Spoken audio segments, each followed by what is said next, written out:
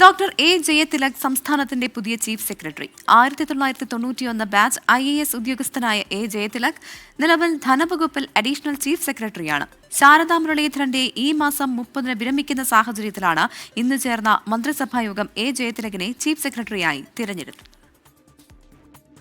1991 batch ഉദ്യോഗസ്ഥനാണ് A Jayathilak.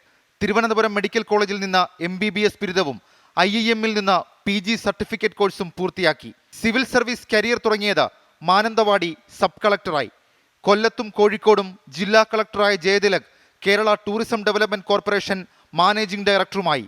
കേന്ദ്ര ഡെപ്യൂട്ടേഷനിലേക്ക് പോയപ്പോൾ സ്പൈസസ് ബോർഡിന്റെയും മറൈൻ എക്സ്പോർട്ട് ബോർഡിന്റെയും ചുമതല വഹിച്ചു. നിലവിൽ ധനകാര്യ അഡീഷണൽ ചീഫ് സെക്രട്ടറിയായ ജയതിലകിന് നികുതി വകുപ്പിന്റെ ഉൾപ്പെടെയുള്ള സുപ്രധാന വകുപ്പുകളുടെ ചുമതലയുമുണ്ട്. ഇവിടെ നിന്നാണ് ശാരദാ മുരളീധരന്റെ പിൻഗാമിയായി ചീഫ് സെക്രട്ടറി പദത്തിലേക്ക് ജയതിലക് എത്തുന്നത്. നിലവിൽ സംസ്ഥാനത്തെ IAS പോരിൽ N പ്രശാന്ത് പരസ്യമായി പോർമുഖം തുറന്നത് എ ജയതിലകുമായിട്ടാണ്. എ ജയതിലകിനെതിരെ വ്യക്തിപരമായി പോലും വലിയ വിമർശനം N പ്രശാന്ത് ഉയർത്തിയിട്ടുണ്ട്.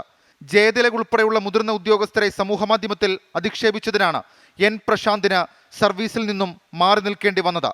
ജയതിലക് സംസ്ഥാനത്തെ ഏറ്റവും പ്രധാനപ്പെട്ട ഉദ്യോഗസ്ഥനായി മാറുമ്പോൾ IAS തലപ്പത്തെ പോരിൽ ആകാംക്ഷയേറും. ഷെഫീദ് റാവുത്തർ, 24 തിരുവനന്തപുരം.